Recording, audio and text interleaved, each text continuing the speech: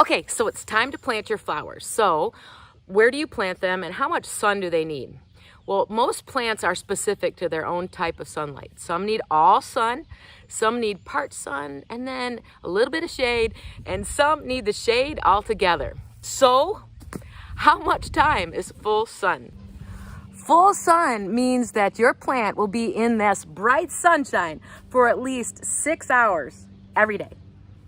If the label on the plant says part sun, that means it needs 3 to 6 hours of full sunshine every day.